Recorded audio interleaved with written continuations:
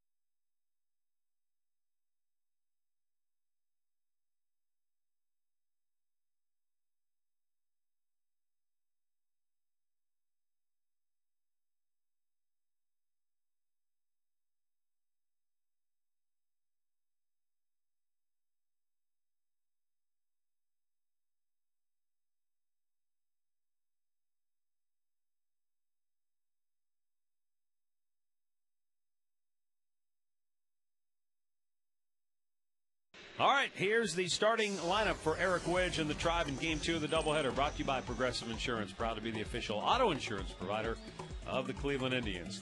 Jamie Carroll, Trevor Crow, Shin-Soo Choo, Peralta, Laporta, and Kelly Shopik DHing. Marte, Wyatt Torregas, and Newman Romero. Well, you better not blink because you got Mark Burley on the mound.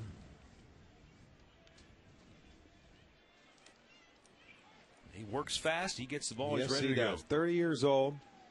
His 33rd start this year.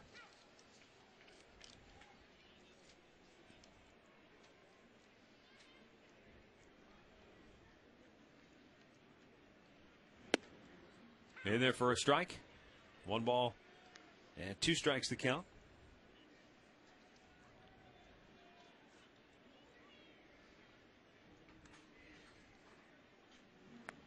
Almost chased after it, but able to hold up.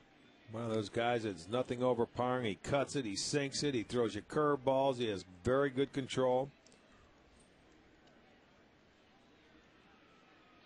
Swung on and missed.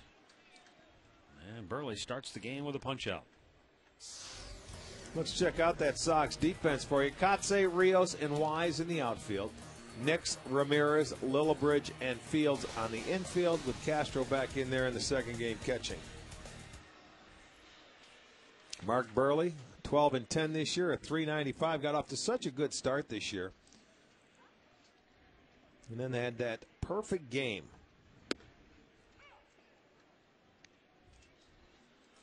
You know, when you look at his numbers are pretty good overall, but that's what's interesting.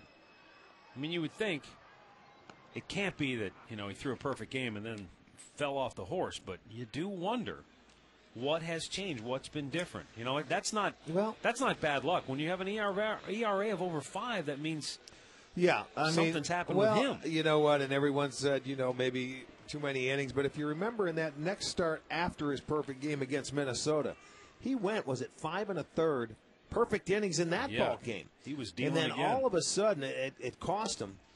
I mean, he ended up getting the loss, and he lost his he walked a guy, a base hit, the shutout, all in one inning, and then it just caved in. And you know, I don't know. I mean, he would be the one that would have to tell you how it went. Choo, check swing, foul back. But this guy's a competitor. He doesn't make excuses. He gets out there, and he's one of those guys that he has fun on the day he pitches. He enjoys it. I don't know how Choo danced out of the way of that ball. Looked like it was bearing right in on him.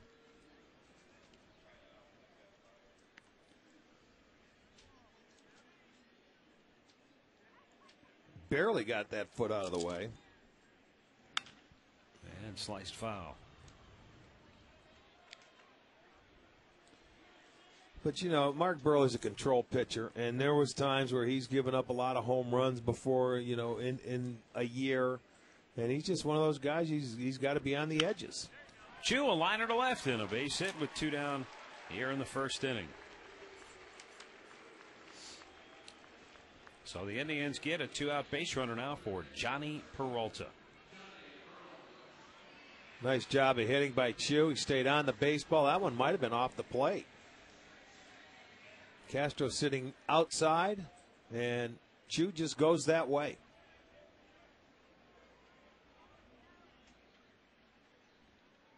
Swung on and missed.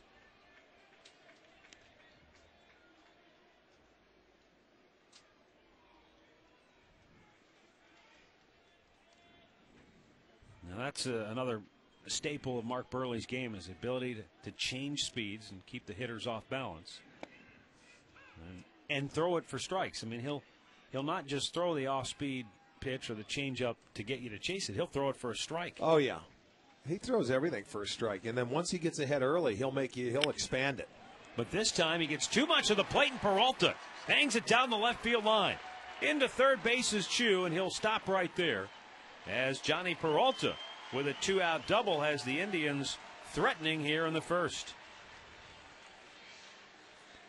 35th double for Johnny Peralta. Here's our great clip of the game from game 1 of this doubleheader, and that was Matt Laporta doubling into the alley to put the Indians in front.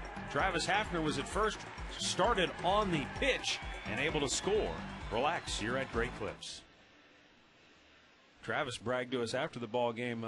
He was in motion 3 times today. That's right. The leadoff man. The funny thing of it was he led off 3 innings, and he ended up scoring 3 runs. And he and Laporta scored all 5 of the runs. And Laporta up the middle, but jammed. Lillibridge will throw him out. So Burley gets out of the trouble. And after an inning of play, no score.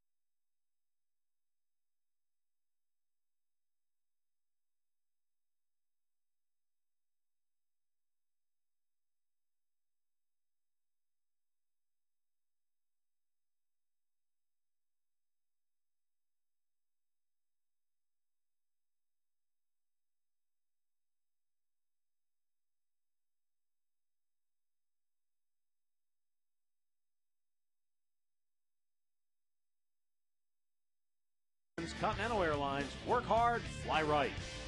By McCafe Coffees at McDonald's, all made to order with fresh ground espresso beans. And by All Care Dental and Dentures, we make seeing the dentist easy.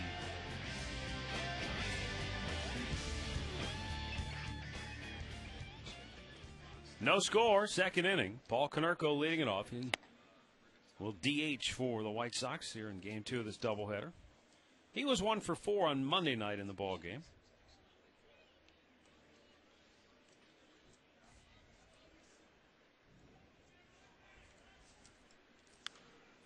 High pop foul, out of play.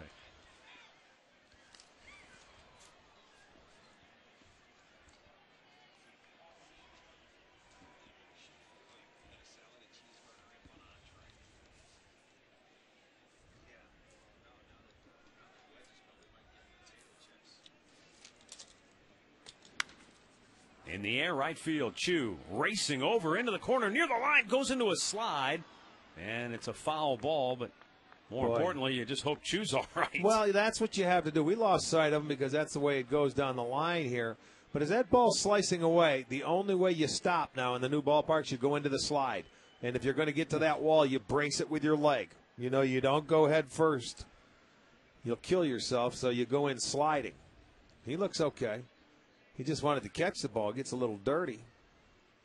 But you know what? It's the last time he's going to wear his white pants, so go ahead. The 2-2 pitch. Inside, full count.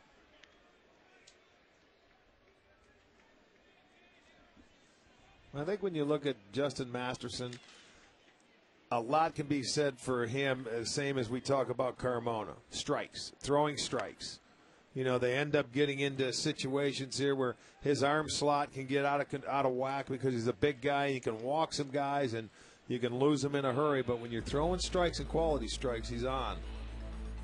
Time now for the All-Tel Text Bowl question of the game. AL Rookie of the Year. What do you think? Jeff Neiman in Tampa, Nolan Rimo to Baltimore, Rick Porcello in Detroit, Gordon Beckham with these White Sox, Ricky Romero in Toronto, Andrew Bailey of Oakland. Text your answer to 31962. Results later in the game. Up high, ball one.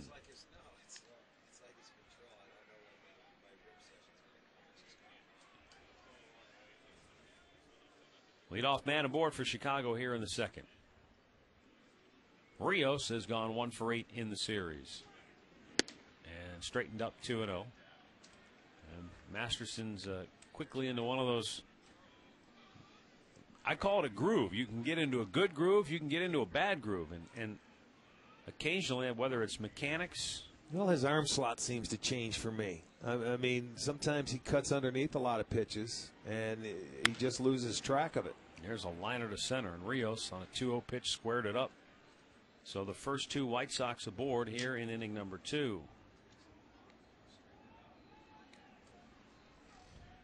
Well, here's a 2-0 pitch. Now, he's not going to have the movement because he has to throw a strike, so it's down the middle. With less movement, he takes something off to get it in the zone, and you can see the hitter takes advantage of it.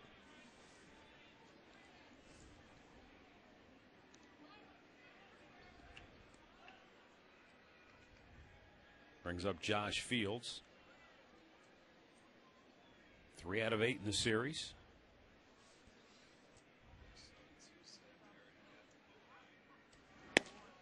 Outside, ball 1.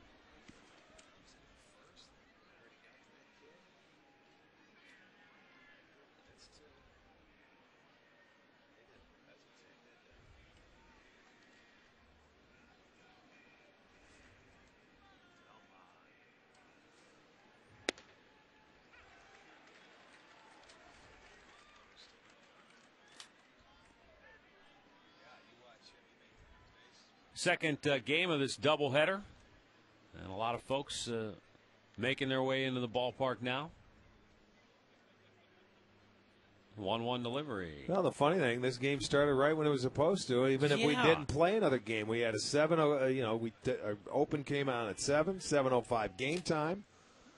So, and it actually worked out very well, all things considered, for missing the game yesterday.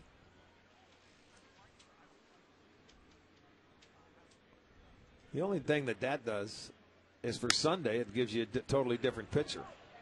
Ground ball to short. Newman Romero with a nice play. Off balance throw, but on the money. And that is out number 1. That's the one thing that Torey Lovello, who managed Newman Romero this year at AAA, said, you know, the one thing about Newman, he said when he gets to the ball and he lets it go, the throw, 99 times out of 100 is on the money. So he just got the knack of throwing the ball right to the glove. Well, that out does move the runners along, so it's almost like a bunt as Romero makes the play. So now they have an opportunity to get on the board. Jason Nix, the batter, 0 for 7 in the series. Masterson gets ahead with a good strike.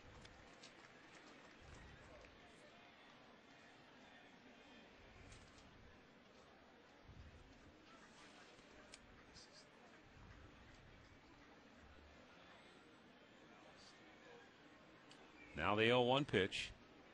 Swung on and missed. Probably works out to be a good thing if you're Justin Masterson, that you're able to make your final start of the year tonight here, as opposed to having to go back to Boston with all the emotions of going back to the team you started with and having to pitch in Fenway Park. Although maybe he would, he may thrive on it. I mean, that may be something you look forward to say, hey, man, he wants to get to him. That's a nice little slider there. He needed a strikeout right there, and he got it. Number 2 down here in the second. Get those runners at third base with less than 2 out. That's when you really want to strike out as a pitcher. Well, there it is. And Carmona did it to Nix's second at-bat in Game 1. Look at the slider. Here it comes. Great location. Tight. Yeah, it was a tight slider. You tightened it up right. Kept it right on the edge. And Ramon Castro with runners at second and third and 2 down. The batter 0 for 2.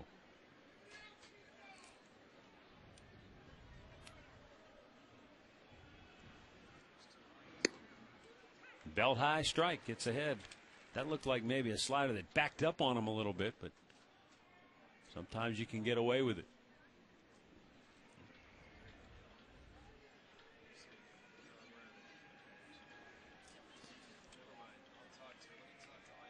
Masterson ready. And it's fouled back. Quickly 0-2 the count.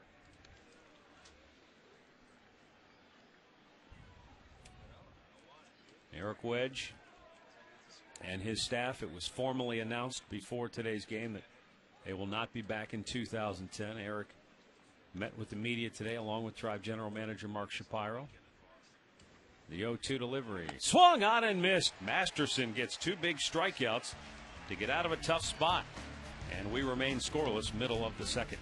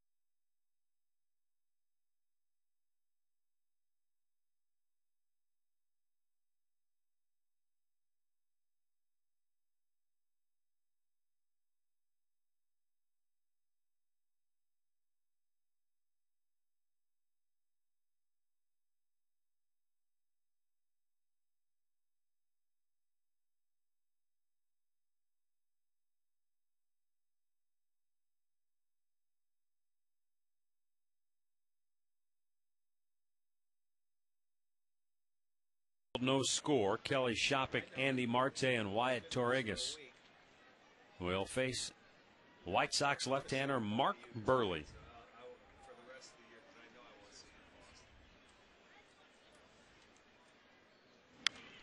Shopik, a sky-high pop out of plate on the right side.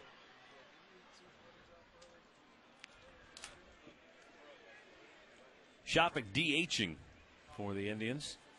Nothing beats a shop vac, huh? Shop vac, that was his nickname in college. So you're saying we have some Baylor Bears in the crowd here tonight? I don't know, but I know that was his name. They used to call him down in college shop vac.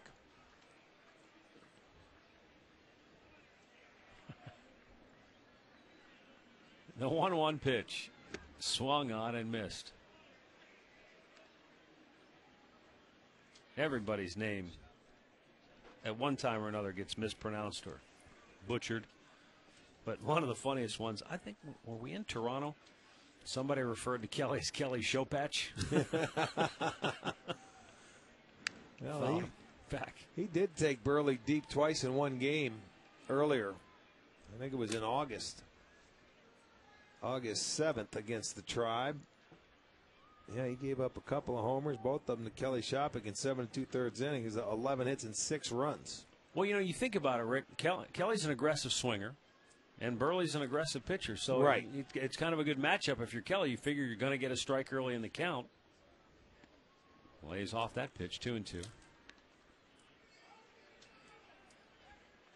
Well, he's one of those guys, when he comes out and starts throwing that cutter, if it cuts, he'll break some bats. Sometimes it gets a little flat, and it stays out there, and they can be hit a long way. But he's one of those guys, you're right, he gets out there, and let's get after it. If he has his stuff today, he's going to get you. If he doesn't, you can get him. And the payoff pitch. Off the end of the bat, it gets by Burley, but backhanded nicely by Lillibridge, and he one-hops the throw on the money to Fields. One away. Well, Kelly Shopik is like a number of these young Indians players. Eric Wedge and his staff are the only guys they've ever known. Since I've been here, they've all been here. I mean, it's the same staff I've had 4 years in Cleveland. So, obviously, we'll miss them as well because, basically I've grown up with them, and and gotten to this point where you're coming to the clubhouse to talk to me. So they all had a factor in that, and disappointed that relationship, at least professionally, is going to end here. Andy Marte lifts the first pitch. Second baseman Brent Lillibridge grabs it quickly, 2 down. And that will bring up Wyatt Torregas. Don't forget the Mega Millions jackpot up to $105 million, and Friday's drawing is right around the corner, so stop by our local Ohio Lottery retailer and pick up your ticket today.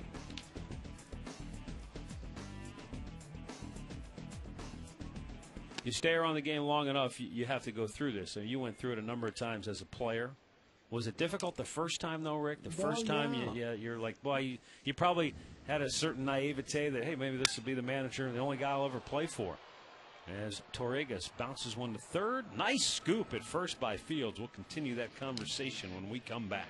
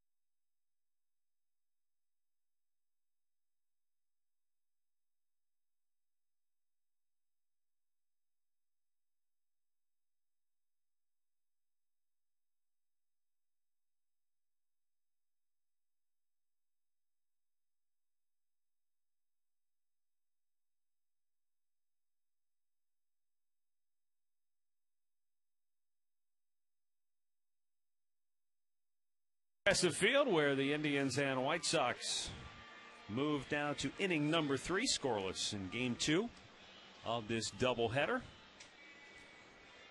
The White Sox had a great chance to grab the early lead, had the first 2 on in the second inning, but give Justin Masterson credit. Struck out back-to-back hitters with runners at second and third to get out of the jam. Here's Brent Lillibridge, 2 for 5 so far in the series. Looks at a ball outside. So back to a question I asked you before we went to break there. You know, first time you come to the big leagues, Frank Robinson's your manager. Right. You're probably a bit of a wide-eyed rookie, thinking maybe you play a long time for him. What was it like for you the first time when he was replaced? Well, it was very strange. You know, you think you don't think about it when you're a young player, and that was about my third year in. You know, I had played 2 years and gone after it, and it's like, wow, it's hard to believe. And now Jeff Torborg took over for him, and who was one of the coaches there on the staff, but it was very strange. I mean, so a lot didn't change then in that case, huh, Rick? Just the manager? Right. That's exactly right. Coaching staff didn't take over. I think it was in Seattle when he got fired, and Torborg was on his staff in 75, 76, and was replaced in 77. But, I mean, I didn't know. I was a kid. I mean, I don't know. When I came up, you learned to just keep your mouth shut and you never ask questions. You just listen. Just show up and play. That's exactly right. 2 down now for Alexi Ramirez, who flied to right his first time up. I didn't know what the business was about back then, honestly. You know, and maybe a lot of these guys don't either. You know, so it's hard for them to go out and make a statement or a comment when, you know, they're sitting there going, boy, I was just up here, you know, for a few months or a couple of weeks. It's not for them to say or make a statement because they don't know. It's difficult for them, I think. Now that I really sit back and try and put it in perspective and think about it. Weak ground ball hit to first, and Andy Marte with the flip. And quickly and quietly go the White Sox here in the third. No score.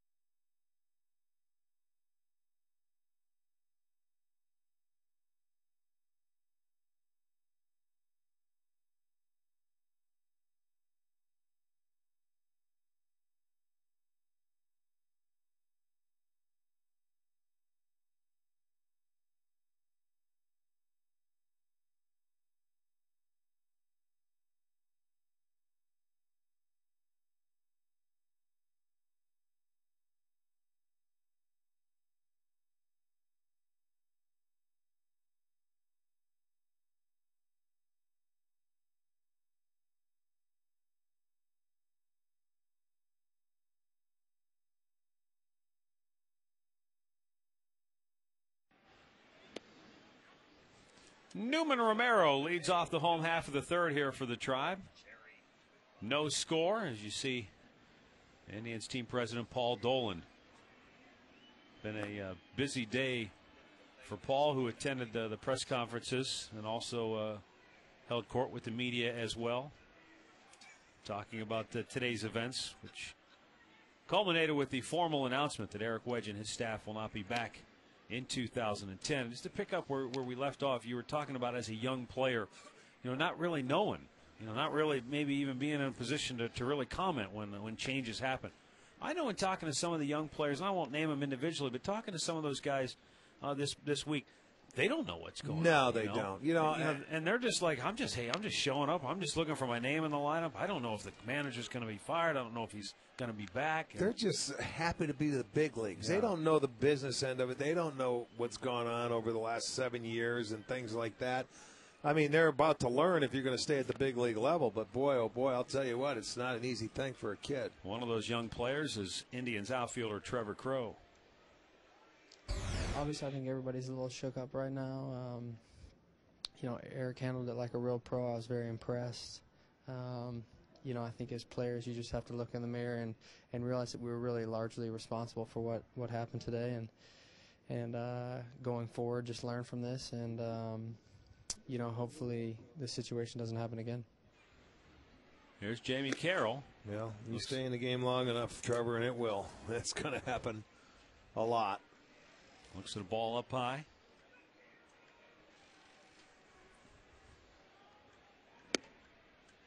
And it's in there for a strike, 1-on-1. Something that Eric said today that kind of struck me too, Rick, is he was asked about how challenging it is in a market size like Cleveland, where you don't have the payroll that some of the big market teams have, and you don't have the margin of error if a player gets hurt or if a player has poor performance to go out and replace him with somebody else. And he said, sure, those are challenges. But he said, at the end, it's more rewarding when you win. In there for a strike. Well, when you have a year like 05, when you have a year like 07, you take more satisfaction because you know the obstacles you're up against, but you don't use those as excuses. And when you succeed, it makes you feel that much better. And on the other side of that coin, if you don't succeed in those big markets that pay a lot of money, you may not last 7 years. You know what I mean? Back in 2007, of course, this was one of the Great moments under Eric Wedge in Yankee Stadium. The final postseason game in Yankee Stadium history, and the Indians won it to win the division series with Joe Borowski on the hill, nailing it down in the ninth. Yes, indeed. Boy, you were right there because, Yeah. you were in Yankee Stadium. We were in the studio, but that had to be fun because that was a tough place for the Indians to win. I'll always say that's one of my favorite moments in baseball because, you and I have been there so many times. That place can get so loud and so crazy. And to be on the field, I'm interviewing Joe Borowski right after, and you could hear a pin drop. Yeah. I said, isn't this neat, Joe? It's so quiet, you can hear anything in the whole stadium. How many days have we sat in that stadium and heard New York, New York after a Yankees win, after a ball game? Between I Frank bet Sinatra, they weren't playing it then, were they? No, but between Frank Sinatra and Liza Minnelli, I've heard it about a million times. Isn't that the truth? 2-1 pitch.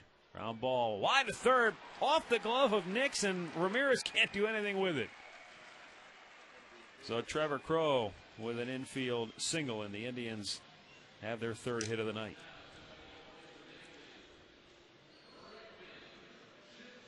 Ball just goes off the glove there of Nix. And, it would have been tough even if he fields it cleanly to get up and throw. Trevor can get down the line pretty well. But it's another 2-out hit for the Indians. They had two out hits in the first inning. All their hits coming with 2 outs. Boy, not Trevor Crowe, the indoctrination of on base with Mark Burley on the hill. This can be a challenge for young base runners. Swing and a miss by Chu, 0-1. Check out our American League leaders, brought to you by the Indians Team Shops. Nobody better than Burley. And how about his teammate John Danks? Well, right I behind wonder him? how much he had to do helping him with his pickoff move. I bet he had a lot to do with it. You remember back over here, Terry Mulholland that came over, the veteran. That's the guy who taught C.C. Sabathia how to control the running game. Not necessarily give him a good pickoff move, but how to hold runners on and how to keep them from running at will. Yep. Mulholland, meanwhile, had one of those he was the paralyzing best. moves to first. He went 7 years without anybody stealing a base off him in the big leagues, and he pitched in the National League, a league that runs more. The 1-2 delivery now. Runner goes. Look Pitches at that. up high, throw to second, and he's in there safely. Well, I'll tell you what, he had a terrific jump, and if he went on first movement or guessing, he guessed absolutely right. Well, now, I haven't talked to Trevor in the last couple of days, but a few weeks ago when I asked him about, green light, red light, he said, I don't have a green light all the time. He said, usually when it's a steal situation, it's the manager telling me to go. And I know Eric picks a lot of spots for most every guy here, and he probably put the must go right there or go on first movement. Chu rolls it to second base, and the inning is over. 3 complete here at Progressive Field, no score.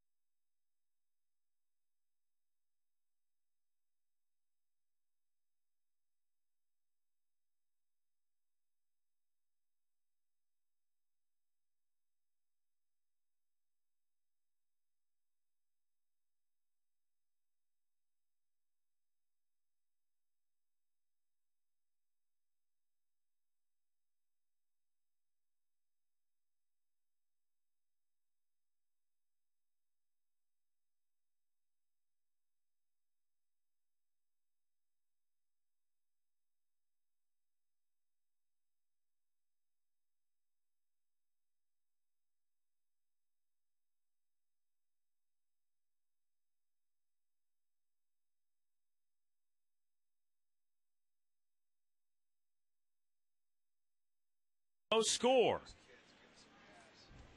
Mark Kotze leading it off. He grounded out to end the first inning on a sensational diving stop by Jamie Carroll.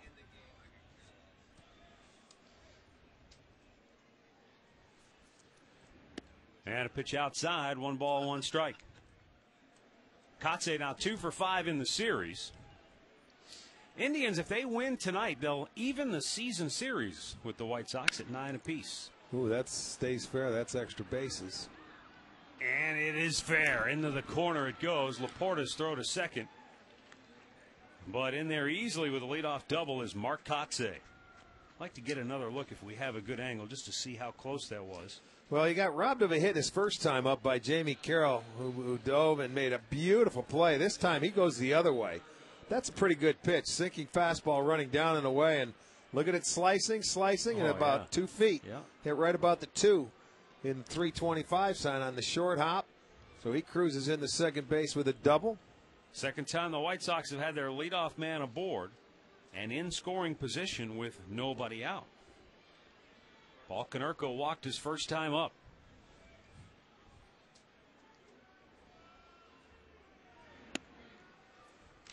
White Sox 0 for 8 with runners in scoring position in the 2 games. Well, they only scored once in the first half of this doubleheader. Carmona was dynamite. And then Justin did a nice job in the second inning. First and second, nobody out. They moved the runners along. Got a couple of punch outs. Slow tapper to third. Peralta will look him back, but he's going to take off anyway. They just did get him at first. And into third goes Kotze. Good base running. He was waiting. It was slowly hit, and he knew Peralta had to go to first base, so he kept inching off second. And after the throw, let's go to third. Watch this. There he is. Slowly, he stays put. That's good base running. He didn't go back. Johnny never really looked him back, and he had an opportunity because Paul Konerko was running, and he's one of the slower runners in the league. You could have really chased him back another step, and he wouldn't have been able to come to third if he looked him back. Didn't do it. All right, Alex Rios has a chance to put the White Sox in front here, infield in. Another situation where Masterson's looking for a strikeout now or a pop-up. But more often than not with Justin, it's a strikeout or a ground ball. In tight with the Heat, 1-1. Rios just 2 for 9 in the series, which kind of echoes, or not echoes, but is representative of his season overall. Just a 244 average on the year. Well, he hasn't done much since the trade. And, you know, you come up in an organization and you're there, and I'm telling you, when you get traded in the middle of the year, it takes you a while to get yourself acclimated or just adjust to the new personalities, the way things are. It's a different, totally different attitude. You know, he may be fine going into spring training next year, but it takes a while. Off the glove of Masterson, Carroll takes care of Rios, and unable to move was Kotze. 2 down. That'll go 1-4-3 on the putout. Well, you know, not only that, Rick, but as we'll take another look at this, Masterson got a piece of it, but so as the runner, you can't really break, because if he catches it, you're done. It's a nice decoy. But with the infield in, there goes Carroll. You know, one more thought on a guy like. He's got to run at least through the base. You can't cut it off there. Got to run through the base. You know, another thought on Rios. So you're talking about changing, you know, whole new attitude, whole new atmosphere. You go from the laid-back personality of Cito Gaston to Ozzie Guillen. Well, yeah, two completely different styles right there. Yes, it is. I didn't even think about it that way. You're absolutely right. I'm sure Ozzie won't take too kindly to Rios peeling off 15 feet in front of the bag right there. Popped him up, and it looks like Masterson's going to get out of it again. Crow makes the catch, and Justin Masterson continues his Houdini act. And the White Sox strand another runner in scoring position.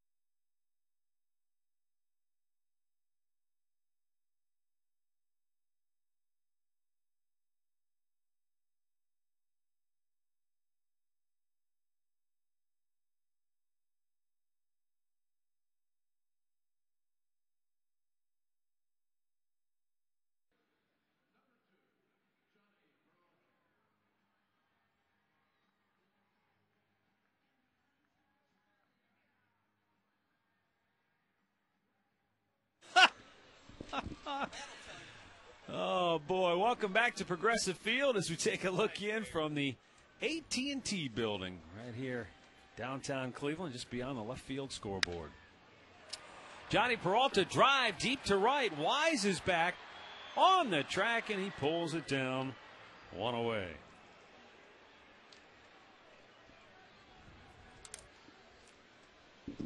Hey, earlier, before game one of the doubleheader, we had our official check presentation from our friends at Great Clips, who donated $50 for every homer hit by the Indians this year. Great Clips, along with Rick and myself, who are each donating $5 apiece. STO is going to match some funds, and we've had a number of our viewers that have sent checks. So all in, we're going to be well over, what, 11? I'd say $12 to 13, which is terrific. And so thanks to all of you out there right. who have written us and sent us checks, and those of you who have gone directly to the Gathering Place's website and made donations. It's truly a great We cause. appreciate it, and we thank you, and they do as well. They do incredible work under very difficult circumstances sometimes. Matt Laporta grounds to second. Lillibridge throws him out, 2 away. Don't forget to stop by Alvin's Jewelers and check out their Pray for Rain promotion. You buy an engagement ring at Alvin's Jewelers. If it rains on your wedding day, that engagement ring is free. Log on to alvinsjewelers.com or stop by for all the important details. Kelly Shoppick grounded to second his first time up. You know, one final thought on the Gathering Place. We had Ben Light earlier from the Gathering Place was with us, and you know, I didn't get a chance to talk about it. You know, sometimes when you talk about cancer, and a lot of times the outlook is bleak, and sometimes there's not a lot of hope. But the Gathering Place is not a place that is filled with sadness or despair. It's a facility. Really not. Yeah, it's a facility that is very upbeat. There's a lot of great positive energy there. So if you're wondering, you know, about, boy, am I going to go there, and is everybody going to be filled with, you know, sorrow? It's exact opposite. Just opposite. Yeah, that's exactly absolutely right. Well, that's a good point. And Ben may not end up coming on next year if he's here. Eileen will, because last year when she was on with us, Shoppick hit a home run, so we were able to donate. So Ben was shut out in his inning. But we did get a win with Ben here today, so in game one. So well, then maybe he's got they'll that both going show for him. yeah. Well, I want to send out a special happy birthday. Patrick DiBiasio turning 19 down at OU on the campus. Celebrating, Patrick, you little dog. Happy 19th, pal. 19 at OU? Yes, indeed. Look out. Let me see. It's, you know he's not in school. Shoppick pops it up. Right field, Dwayne Wise makes the catch. And the Indians go 1-2-3, and we'll put a call down to the OU police.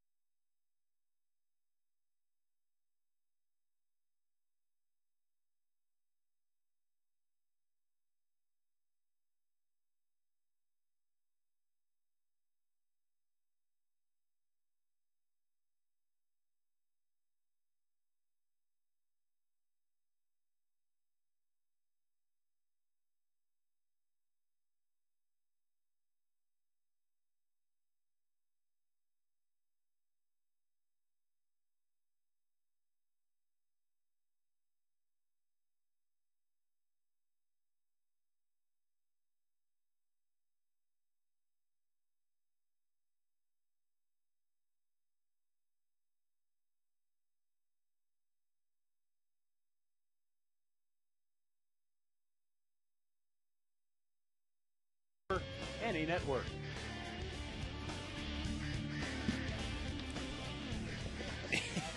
That is great right there. Pointing to Dad. He forgot his sign. Dad's reading the program. Maybe accidentally on purpose.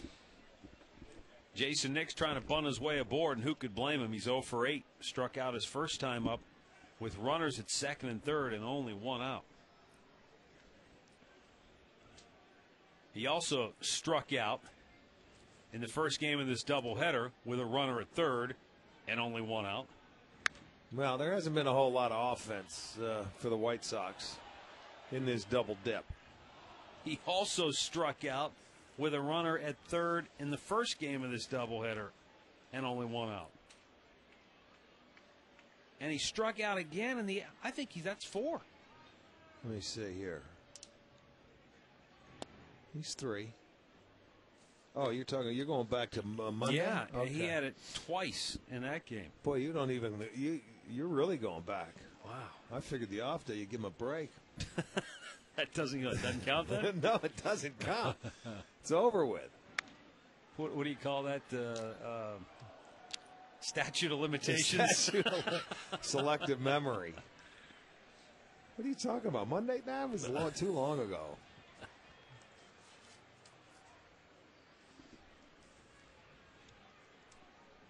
Look at us. He's still laughing, having fun. Greg Walker is hitting coach. He went too far. Well, chalk up another one. Go ahead. You want to add to the list? Well, at least this time the bases are empty.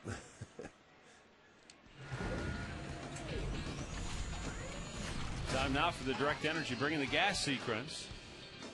Ramon Castro in the second inning with runners at second and third and 2 out in this situation.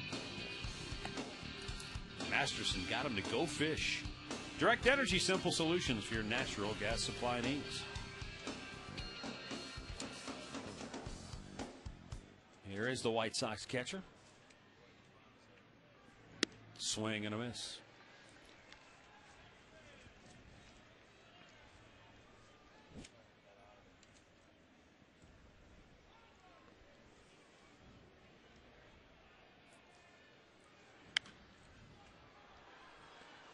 Interesting in that we haven't seen A.J. Pierzynski in this series, but he's a veteran. He's been through a lot with Ozzie. Ozzie knows what he's all about. He's probably trying to get a look at some of these younger catchers. Of course, and he's hitless in his last 11 at bats, and 6 for his last 38 overall. So he may have just hit the wall, and Ozzie said, "You know what? Just take a little time." Exactly. Jermaine Dye hasn't played in this series. You know what? There's nothing to play for. These guys played their butts off for a while. Let them sit back and watch. It's time for the kids. They were certainly integral parts of the White Sox World Championship team back in 2005. But hey, you think about the Indians where they were in 07, and the White Sox were world champs just 2 years before that. Back to the studios we go. Another Ford Sports update. Al has the latest from the Motor City, where the Tigers and Twins are getting it on. Matt, Rick, the Twins scored first in the first inning, couple of runs, but the Tigers come back with 4 in the bottom half of the second. Here's Ramon Santiago with the base hit with a couple of runners aboard. Detroit up 4-2 now. They're heading to the top of the third inning in Motown. Back to you. That's the best inning they've had against Pavano all year long. Might be the best game already.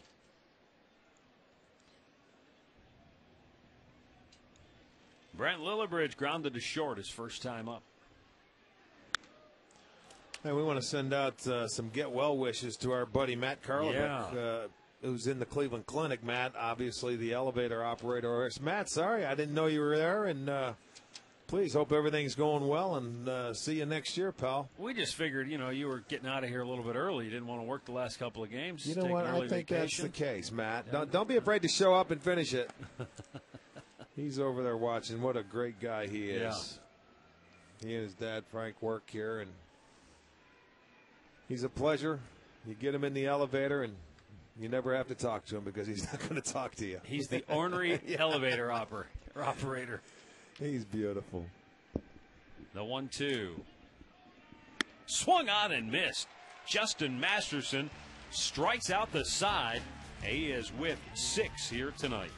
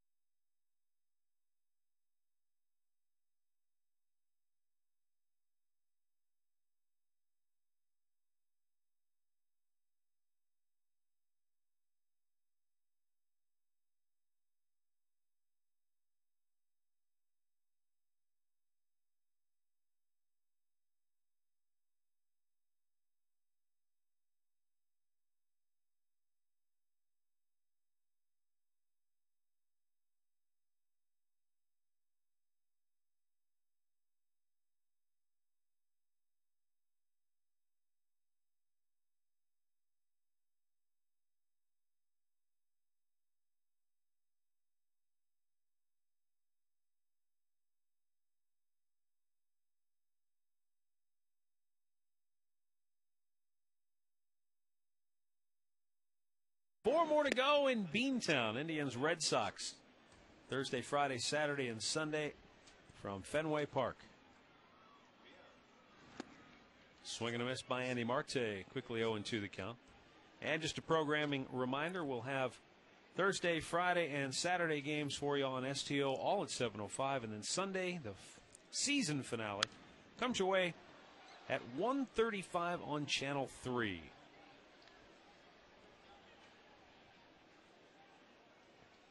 Oh, Murph just told me, even though it's printed here in the game notes, that their 7:05 starts. The first pitch actually isn't until 7:10 in Beantown.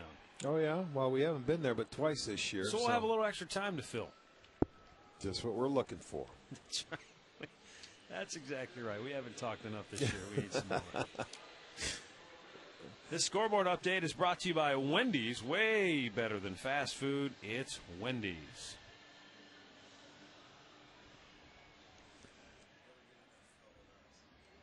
'60th pitch of the night for Mark Burley. And for the most part, a fairly typical Burley outing. 7 ground ball outs, a lot of strikes. Stranded a couple of base runners in the first inning. There's 5 hits in the game, and that's it. Both pitchers have done well. Masterson went out and struck out the side. He now has, 6 strikeouts. Season high. Burley's given up 3 hits. All 3 hits have come with 2 outs. 2 back in the first inning off the bat of Shin-Soo Choo and Peralta. And then Trevor Crowe got an infield single back in the third.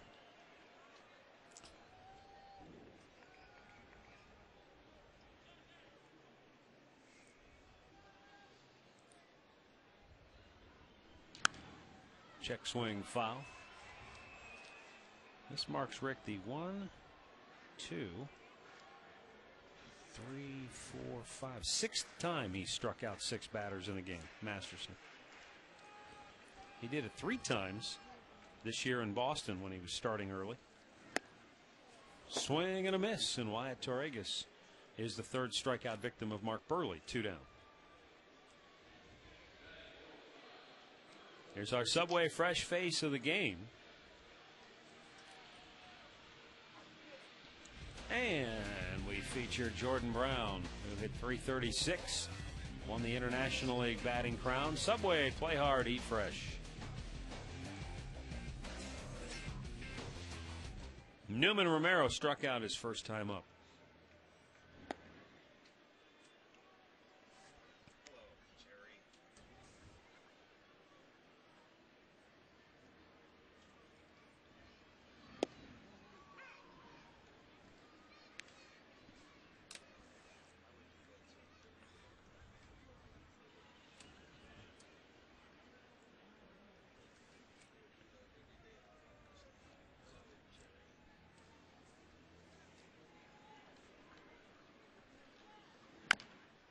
chopper off the plate.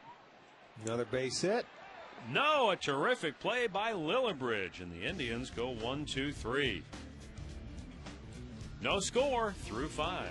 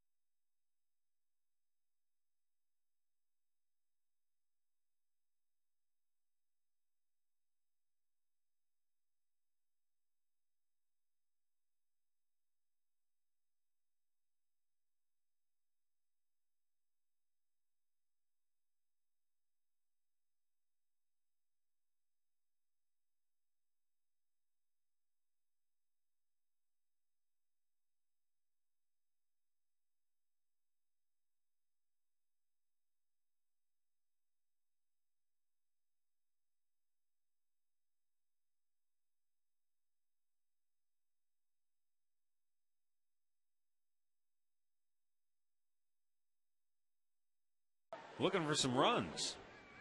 Robert better make sure he looks up before that last step comes up. Dwayne Wise 0 for 2 leads it off.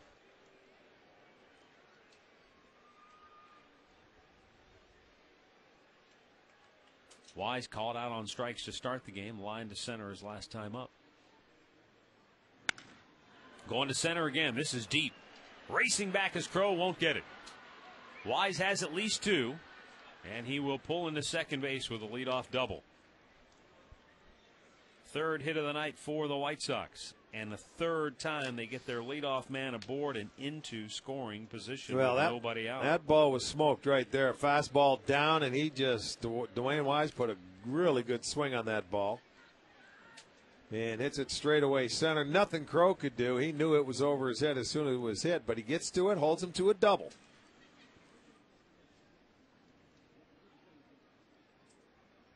Alexi Ramirez 0 for 2. Takes a strike after he had shortened a bunt.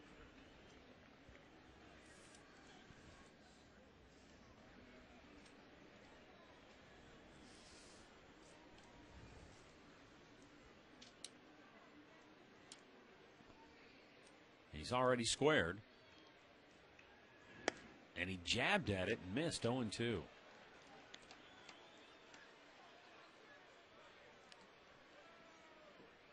Well, situation here where, it's going to be tough to bunt it, and he just jabs at it, you're right. Almost looking like he wanted to bunt it for a base hit, but now he's going to have to swing away. Fouls it away into the club seats. Send out the last of our birthday wishes. Eva Lloyd of Cleveland turning 67. Mark Stozer, Pacific Grove, California, 58. And Felicia Goldsmith of Bedford is turning 45. Happy birthday to each and every one of you. Masterson's 0-2. Swung on and missed. A new season high, 7 strikeouts for Justin Masterson. And the White Sox futility continues. They're now 0 for 7 tonight. 0 for 12 on the day with a runner in scoring position. Well, I know one thing. Go ahead, pal. The All Care Dental Indentures Smile and Easy Cam. And a special hello to our friends in North Olmsted, Ohio, watching tonight's game. Hey, there's Joe Rainiac checking out the ball game. the sports Bouncing fan. ball to second. Carroll throws him out, 2 down. Wise to third, and it brings up Paul Konerko.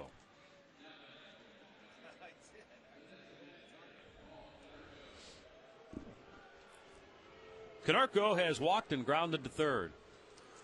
Tell you one thing I like about this ball game: both pitchers high strike percentage. Masterson starting this inning at 68% strikes. Burley's at 71. They're out there pounding the.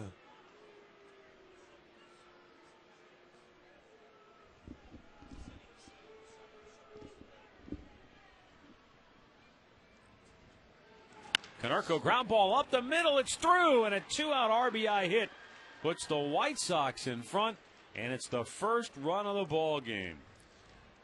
Well, and he's thrown 8 pitches in this inning. All 8 have been strikes, and they finally break through and get a 2-out base hit, and it's the veteran Paul Konerko that does it. Right back up the middle. He got the baseball, got the ground ball, but it was placed perfectly.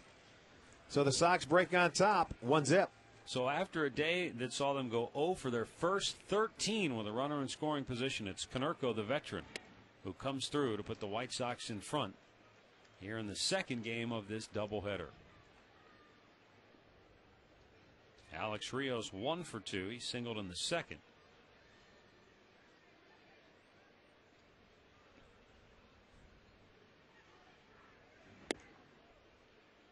One and one to count.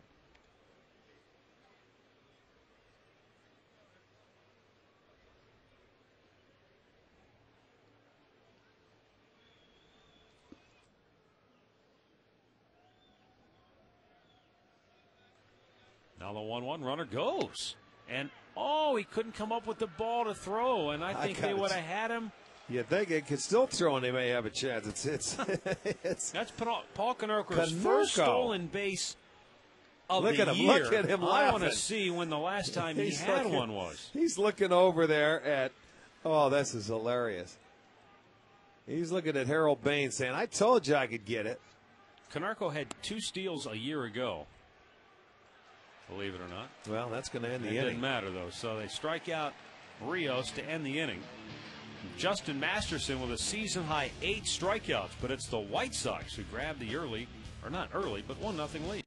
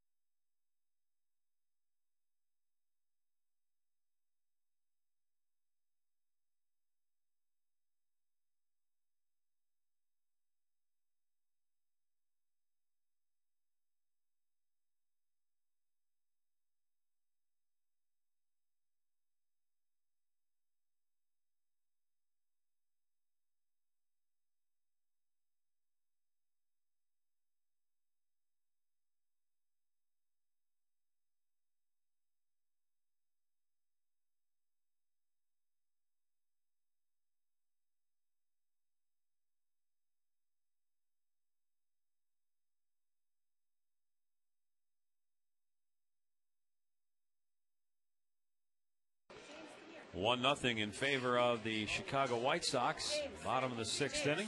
Look over here. Say, go try. Say, go try. He knows where to look, and he knows where to wait. He's got to practice his line, though. Jamie Carroll leads off the home half of the 6th. Drive down a run to Mark Burley. Carroll 0 for 2.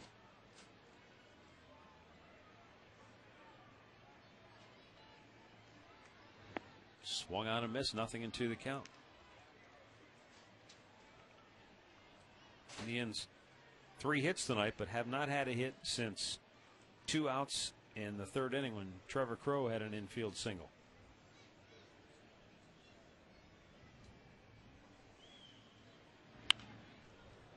Foul, third base side. Yeah, all of the Indians' hits tonight with 2 outs. So Mark Burley's been able to sort of settle in a little bit. Hasn't had to work out any trouble.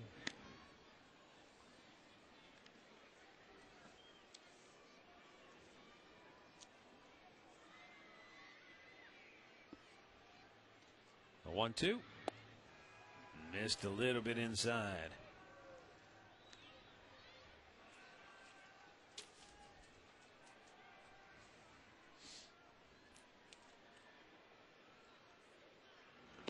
Change speeds, and Carroll able to lay off instead of chasing after it.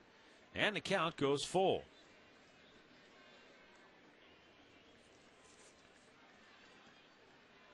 Here's the payoff pitch. Ground ball to short.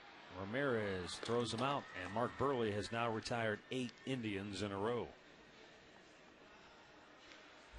Another check of the Alltel text poll question of the game. Our rewards portion continuing. American League Rookie of the Year candidates. Text your answer to 31962. We'll have the results coming up in a little while.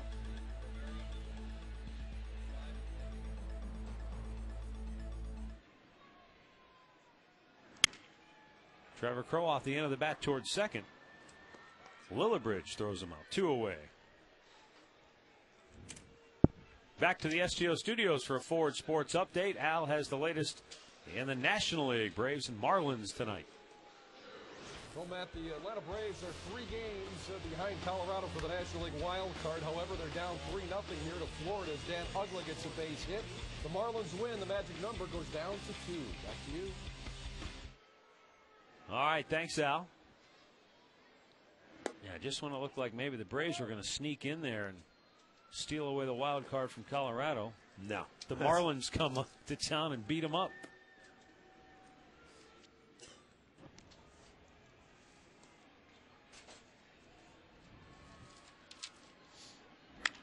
Ground ball towards second. Lillibridge throws out Chu, and the Indians go 1-2-3. We'll go to the 7th. It's Chicago 1, Cleveland nothing.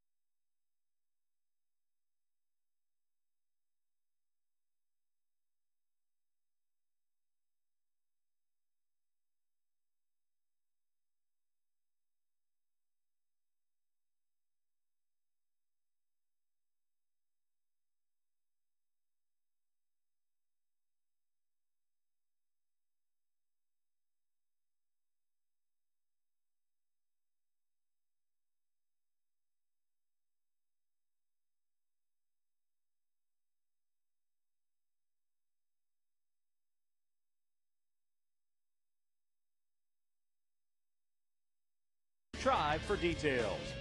And by AM/PM. Too much good stuff.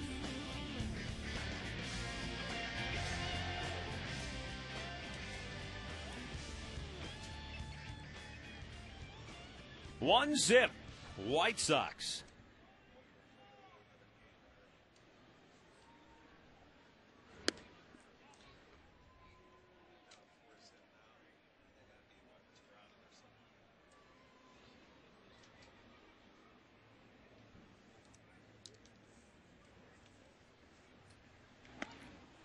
Missed inside. 2 balls, no strikes.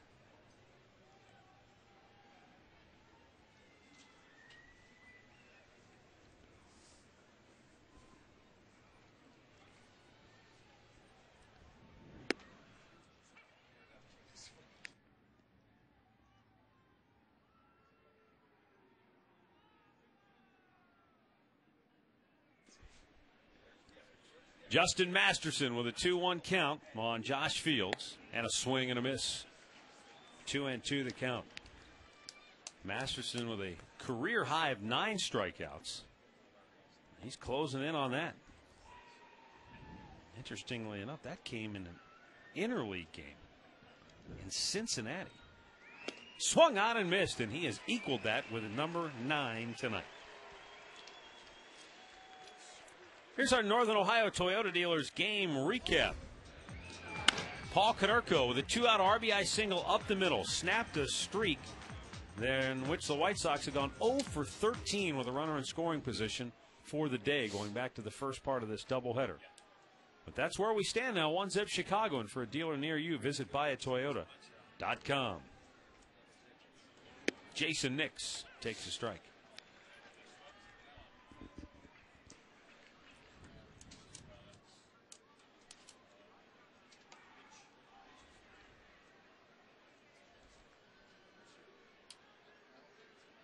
Swing and a miss, and the count 0-2. And I mean, Masterson has got it working tonight. Well, he's throwing a high percentage of strikes. 56 out of 78 to be exact. Yeah, he's dealing.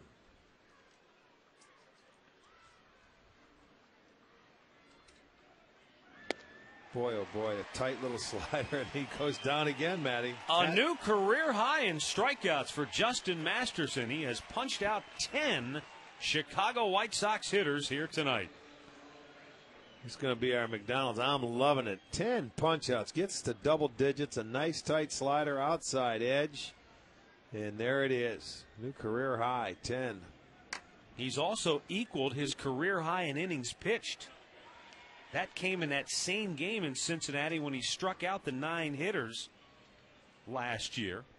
So he's looking to go past that against Ramon Castro right here. Swing and a miss. It's 0-2.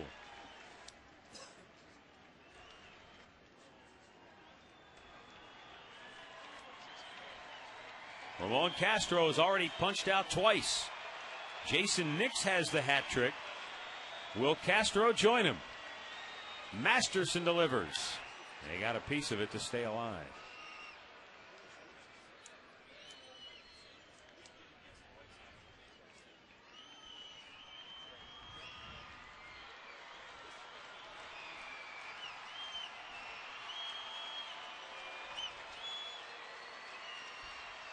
Castro taking a little extra time after he fouled that ball off his foot.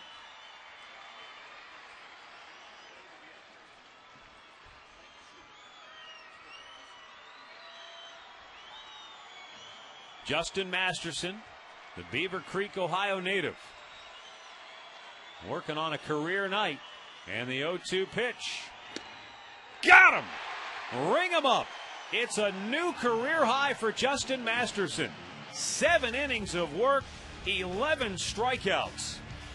But the White Sox lead it 1-0.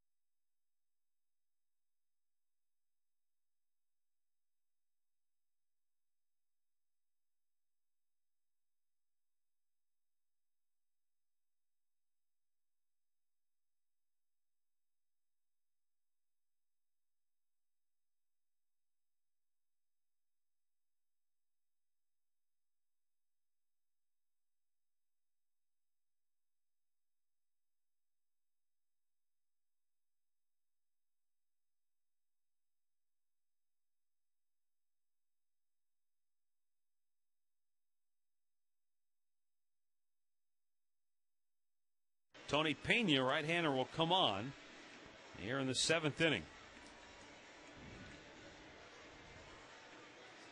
I think the key tonight for Mark Burley, Rick, you talked about the Indians didn't have many hits. He was in the windup to 18 to 21 batters there. Yes, and all the hits coming with 2 outs. They never were able to generate anything early in an inning.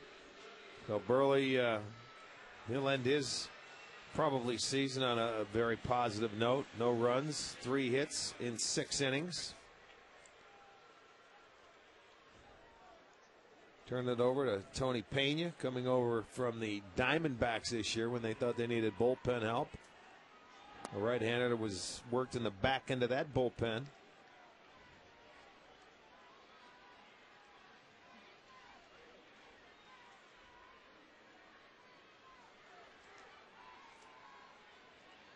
One-0 delivery to Peralta. Pop foul out of play. But it's going to be hard to match with these 2 pitchers, the starters, and I'm talking about Mark Burley and Justin Masterson. They have been throwing strikes, man, darts. Boom, boom, boom. They have been right on the corners, right on the edges, and throwing a lot of strikes. Masterson, what a gem, and they've got the 1 base hit with 2 outs when it counted. Liner to short, backhanded nicely by Ramirez. 1 down. Well, Indians fantasy camp will take place down in Winter Haven. I'm thinking Goodyear, Arizona, January 16th through the 23rd. All-inclusive week, and it's really a good time had by all. Very few spots left, so if you are interested, call 216-420-HITS or visit Indians.com.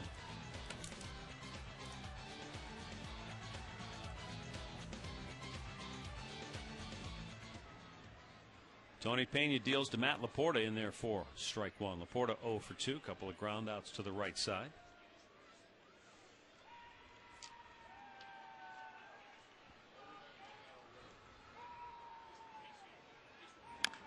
Slow tapper foul.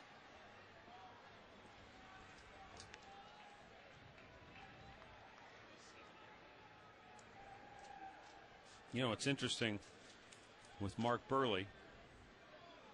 There are only 2 teams that he's made more starts or more appearances against than the Indians. That's the Twins and Royals. And yet, the Indians are one of the teams he's had the toughest time beating over his career. Yeah. It's his, in terms of win percentage, it's his 4th lowest win percentage total. Only the Yankees, A's, and Angels have beat him with more frequency than the Indians over the years.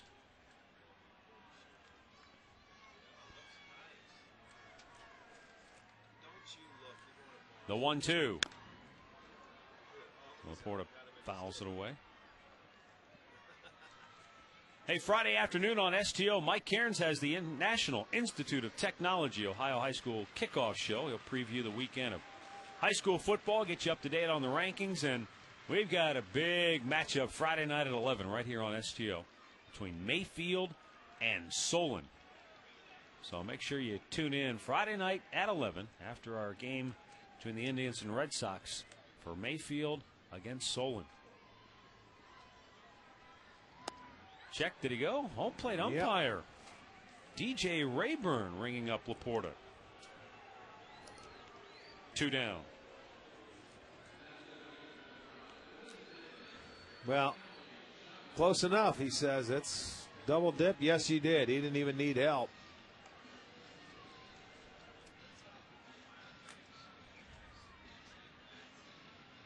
That'll bring up Kelly Shopik, 0 for 2 tonight.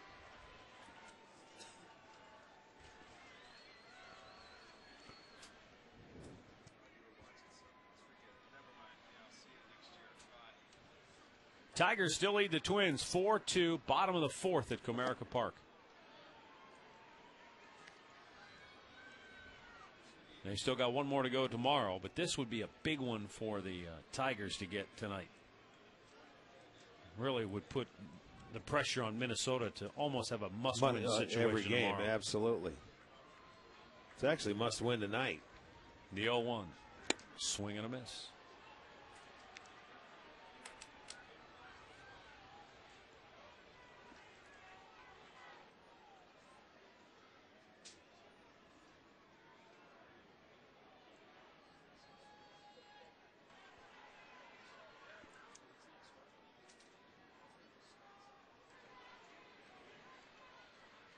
Here's the 0-2. And Shopik fouls it away.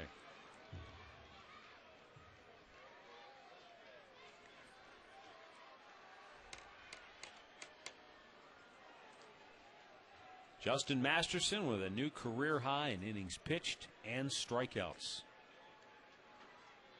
But the White Sox have scored the only run of the game.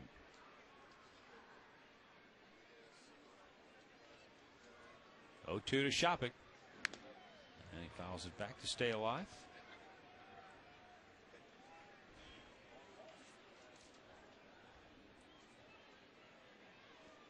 Paul Konerko with a 2-out RBI single, scoring Dwayne Wise in the 6th. That's been it.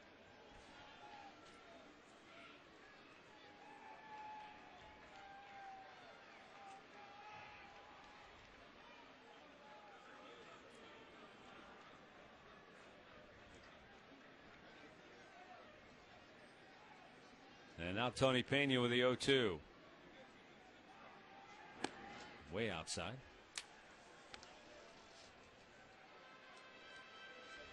Kelly Shopik, a dozen homers on the year, 40 ribbies to go along with 14 doubles.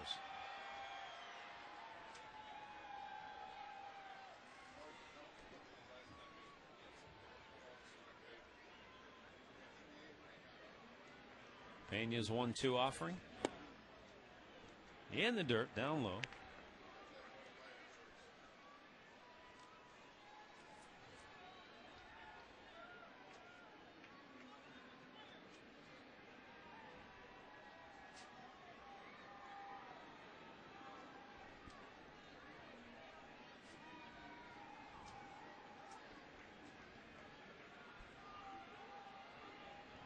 Now the 2-2.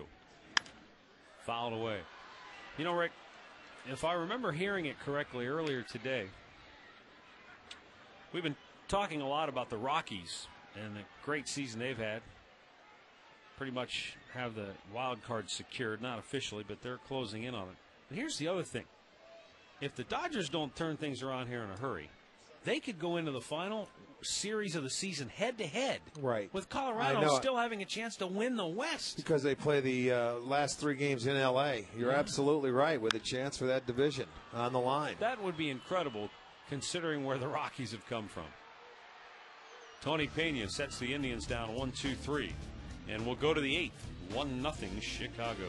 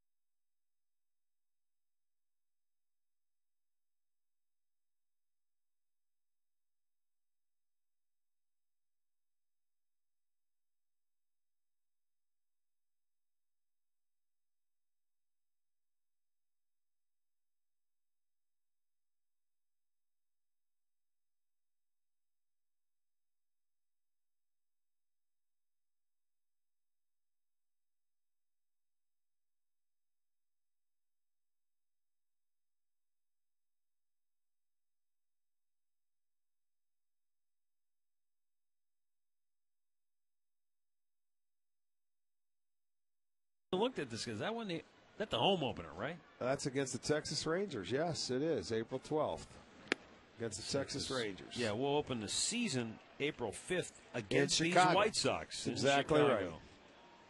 Exactly right. And then I believe it's Texas coming in. Yeah, it here. is. Texas on the 12th, followed by the White Sox. We start Chicago, end in Chicago next year. The interesting thing about the schedule next year is there will only be 7 home games in April. That first homestand, Texas and Chicago, 6 games, and then the last game of the month will start a homestand against Minnesota. So most of April will be on the road. Most of May will be at home. That stops a string of 12 straight strikes for Masterson, that ball right there. He has been, just pounding the strike zone tonight. And usually when a guy has a lot of strikeouts, pitch count's high. Not the case with Masterson. Well, he's had 3 pitch strikeouts. Popped him up right near the plate. And Torregas has it. That is out number 1.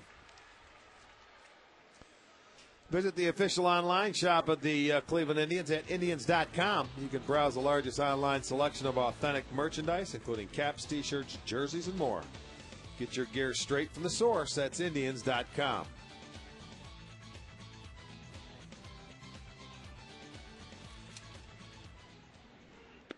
There's a pitch on the outside corner for a strike. By the way, Rick, the 11 strikeouts for Masterson tonight are the most for the Indians by a pitcher since CeCe struck out 11 last June against Cincinnati. Swing and a miss. Well, the way he's throwing it tonight, I don't think he's going to stop here with 11. Wise is the one that scored the only run in the ball game when he drilled a leadoff double back in the 6th inning over the head of Trevor Crowe. This scoreboard update brought to you by Coors Light. Frost Brewed Coors Light, the world's most refreshing beer. Masterson with the 0-2 pitch. Broke his bat. Peralta backs up. 2 down.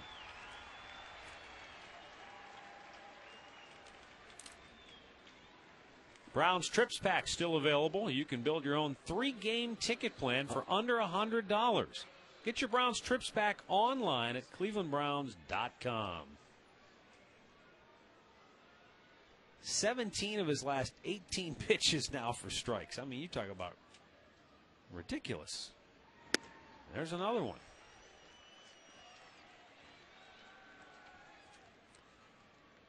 Earlier I said, it'd be nice if Fausto Carmona could take his last 2 starts and at least visualize that going into the offseason. For Masterson, you think the same way. You can somehow take what you've done here tonight, keep that in your mind all offseason long. Well, this is one he'll certainly look at without a doubt. Hey, he has been nowadays, sharp. you don't have to worry about the visualization part. They give you 16 DVD copies to take home with you if you need them. He'll have copies for he and his whole family. Inside, he missed a ball and 2 strikes. But he's been, the slider hasn't been, it's been tight. He's tightened that up. He's been around the strike zone. Very few pitches have got away from him tonight. And, I know these guys may be swinging early in the count or whatever, but he's still been very sharp. 1-2 in the air. Right field, Chu makes the catch, and the inning is over. The White Sox go 1-2-3, and Justin Masterson pitching a dandy, but the Indians need to get him a run.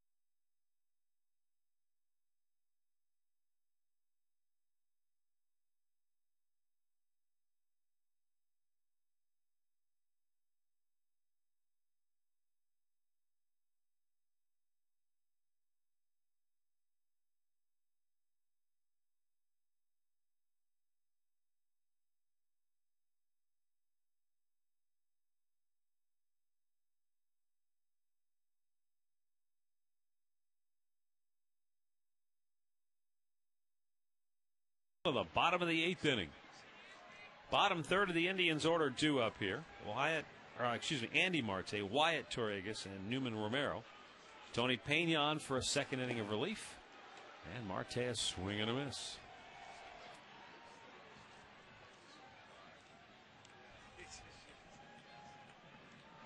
Marte has popped a second, fouled out to the catcher. Now he is grounded to short, and Alexi Ramirez throws him out. And now let's get a look at the results in the Alltel Text Poll. Rick Porcello of Detroit, I agree. For me, I think it's between him and Beckham, who finishes second in our poll tonight. Yeah, and that kid up top, Neiman. Yeah? He had a good year down there. So, yeah, that was... But Porcello to do it in the thick of a pennant race. He was there all year long, too. Yeah, I agree.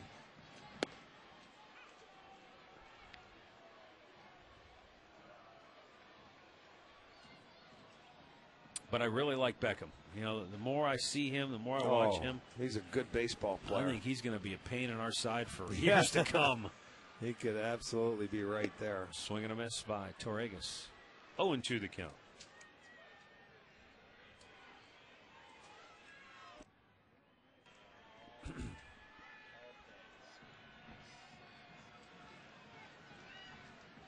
Wyatt awaits an 0-2 pitch. Indians down 1-0.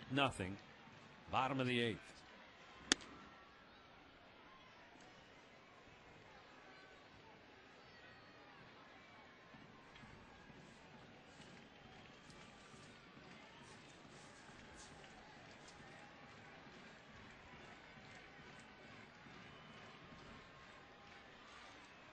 Wyatt trying to snap an 0-for-9 slide.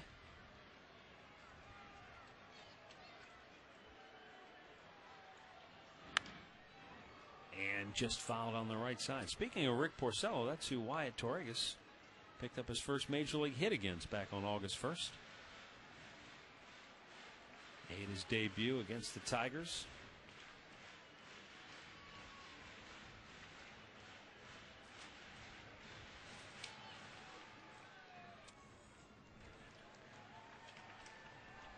Matt Thornton, the left-hander. Scott Linebrink from the right side. Getting ready in that pen. 2-2.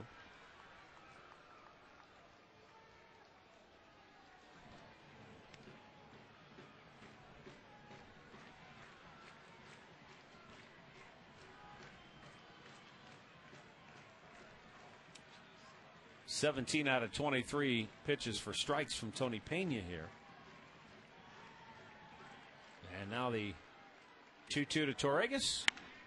Liner to short, right at Ramirez. 2 down.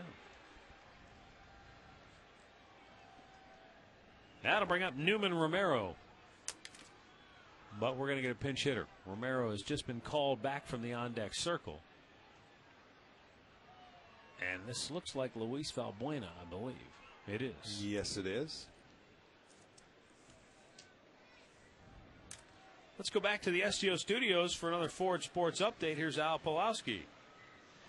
Matt, Rick, the Boston Red Sox have clinched the wild card spot, and a good thing for them tonight because the Blue Jays are bombarding them. Lyle Overbay, 2-run homer here is 16th. Jays up 8-0. They're in the 6th inning in Boston. Back to you. All right, thanks, Al. Here is Luis Valbuena batting for Newman Romero with 2 down in the 8th inning.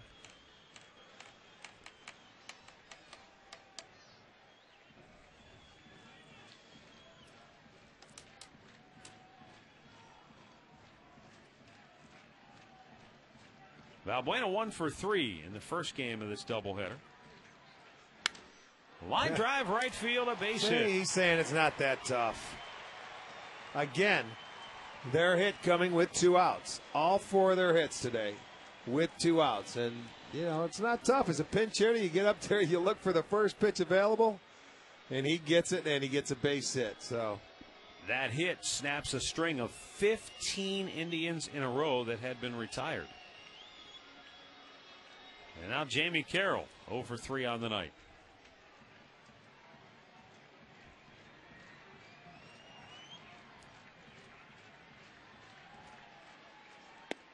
And a fastball in there for strike one.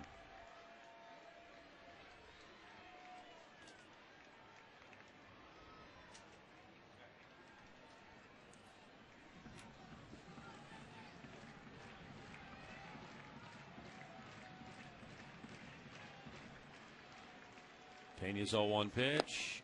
A little bit low. That'll even the count.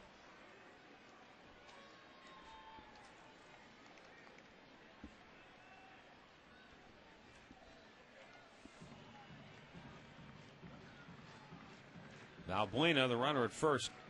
He runs the bases well. He's got decent speed, but not a base stealer. We haven't really seen him take off much.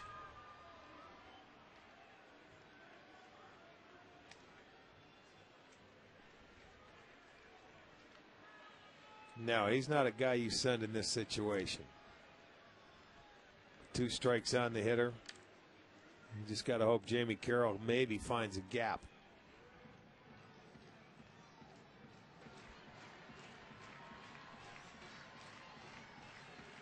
Pena with a 1-2. And Carroll just fights it off to stay alive.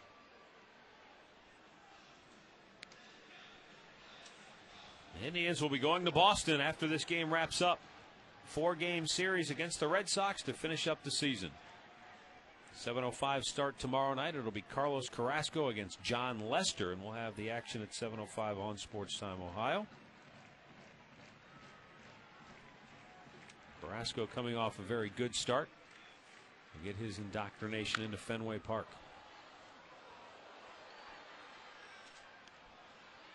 One ball, 2 strikes, the count here on Jamie Carroll with 2 outs and the tying run at first here in the bottom of the 8th.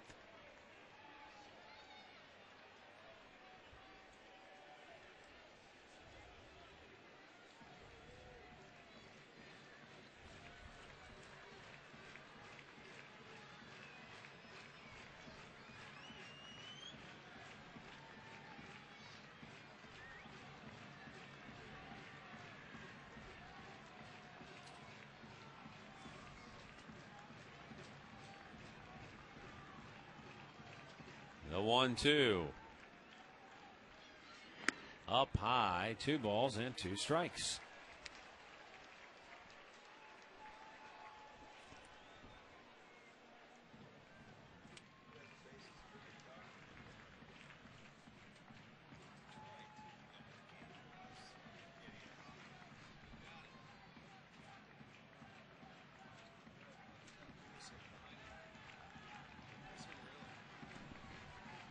Now the 2-2. Carroll pops it in the air. Shallow left. In comes Kotze. And the inning is over. We'll go to the 9th here at Progressive Field. It remains 1-0 Chicago.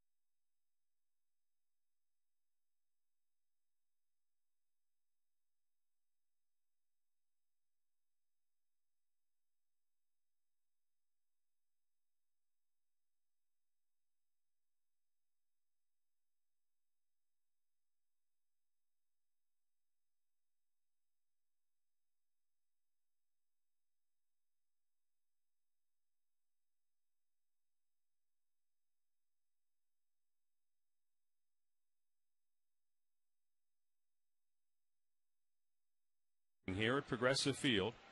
And Justin Masterson staying on for the Tribe as Valbuena stays in the game at shortstop.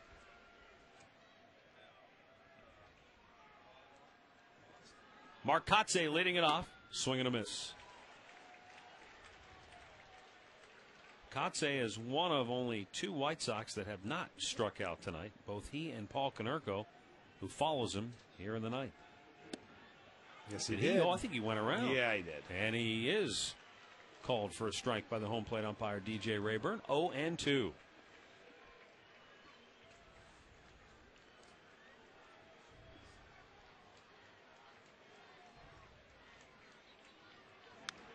Oh, he just got a piece of that to stay alive.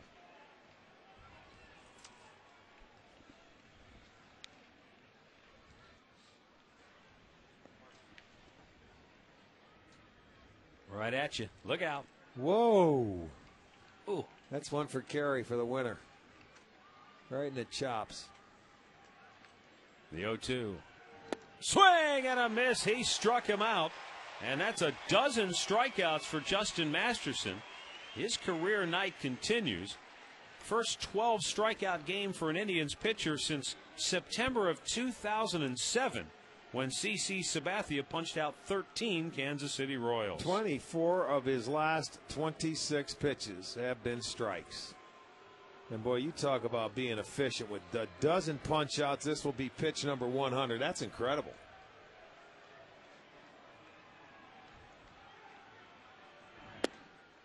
And another strike. And this is a guy that has put the only blemish on his card right here. Konerko got the 2-out base hit. Look at that, 76% strikes. Very impressive. The 0-1. A little bit high.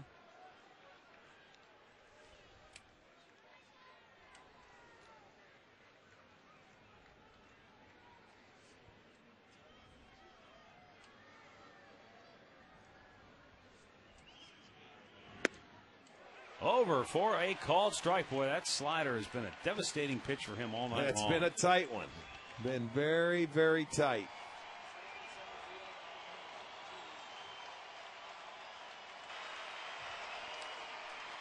They want to see Masterson punch out another. The 1-2. A little bit outside.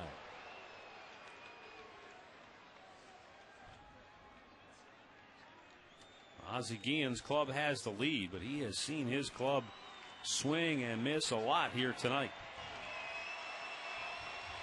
Only 3 of the 12 strikeouts have been called third strikes.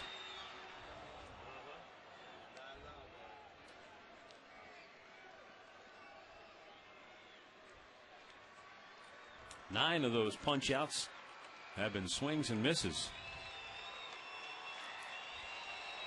Konerko, who drove in the only run of this game in the 6th inning, looks at a ball up high and draws a free pass. That's the second time Konerko has walked. And those are the only 2 free passes issued today by Justin Masterson. And now we'll get a pinch runner. I believe that's Scott Posednik. It is. So well, Posednik will run for Konerko down at first base.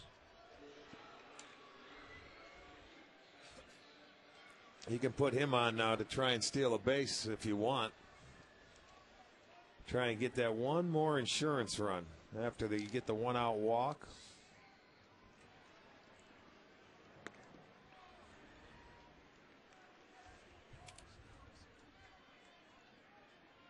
Alex Rios, the batter, 1 for 3 tonight.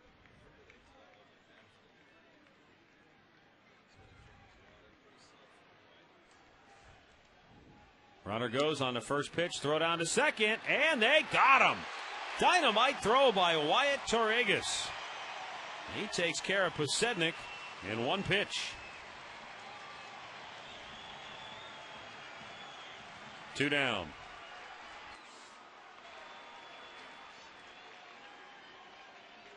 There it is, right on the money. You get the tag, get him out of there. No insurance for you. Strike call to Rios. 0-2 the count.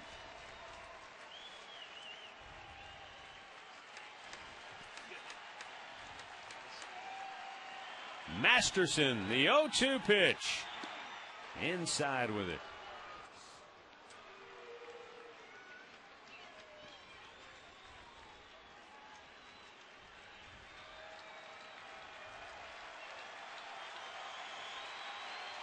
Here's the 1-2. Bouncing ball to second. Jamie Carroll throws him out. What a performance by Justin Masterson. But the Indians trail 1-0 as we go to the bottom of the ninth.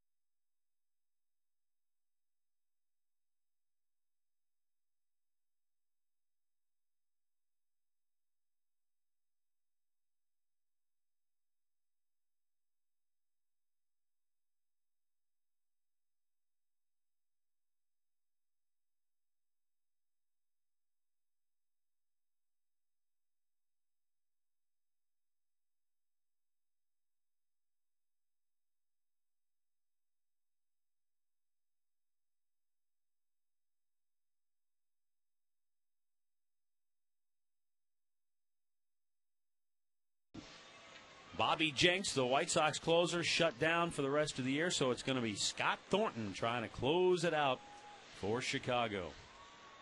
Matt Thornton. Matt, yeah, he's coming on for the 69th time. This guy goes into the closing role, and he's one of the better power left-handers coming out of the bullpen. High fastball, and he rarely does he throw, many off-speed pitches. He comes right at you, so you better be ready for the high fastball when you're facing Thornton. You try and make him get it down in the zone.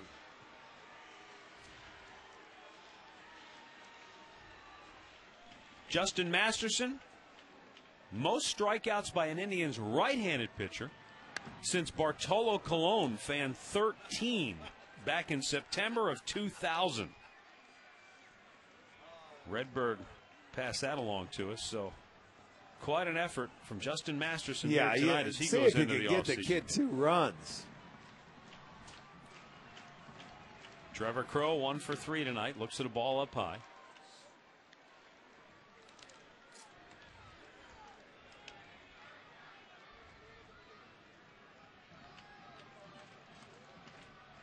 Swung on and missed. 1 ball, 2 strikes.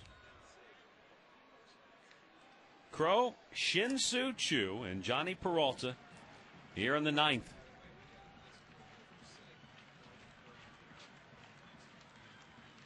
Swung on and missed. He chased it up high.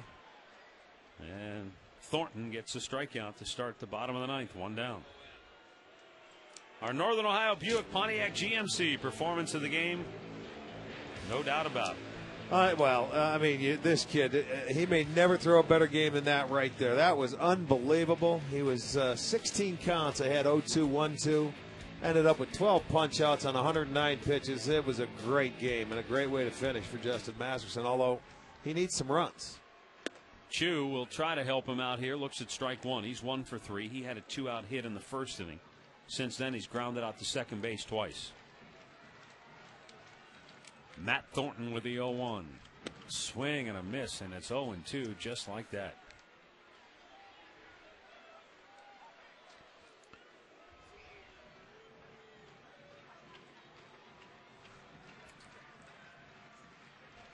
Thornton's 2-strike pitch. A little bit outside. Well, since this is our final home game of the year. Special thanks to all the folks who work here at Progressive Field and bring you Indians baseball on a nightly basis. As Rick and I said earlier, we feel like we've got a great crew, if not the best crew in the business. Chu strikes out, 2 down. Thornton going through him like the old hot knife through butter right now.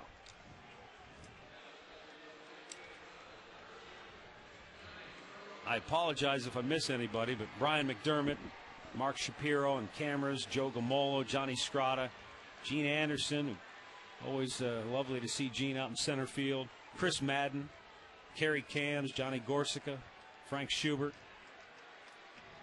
Of course, Mike Grignon, who makes sure all the microphones are set every day here. What? I can't hear you. The audio's not coming through. What are you talking about? And here in the booth, Tommy Boshenik, one of the best stat guys in the business. Gary Coach, stage manager. Always a pleasure and really an honor for us to see their smiling faces every day. Well, they're the best. I'll tell you what. They are the best. Been a tough year for them, too.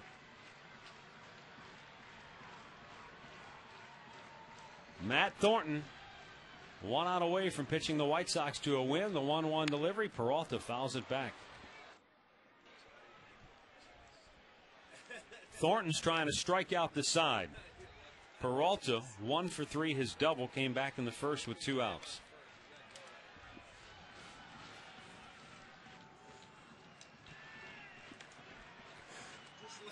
And the 1-2 pitch. Did he go? No. It was up high. He no, did not he go. did not. You know, hey, the way they've been raising that right hand today. I know it, but this coming down, a 1-run game here, you got to make sure he goes here. If you flinch, you're afraid they might ring you up. You got to make sure he goes. Now Thornton with a 2-2. He held up that time, full count.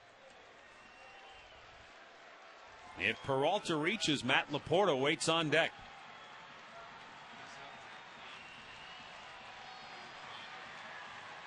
And the 3-2 pitch. Peralta with a bouncing ball foul.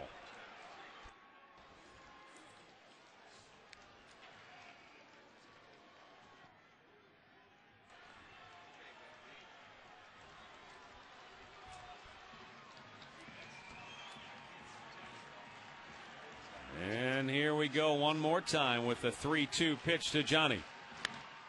One hopper to short. Ramirez throws him out. The Indians go 1-2-3 as Matt Thornton nails it down here in the bottom of the 9th, and the White Sox win it 1-0. Justin Masterson with a masterful performance.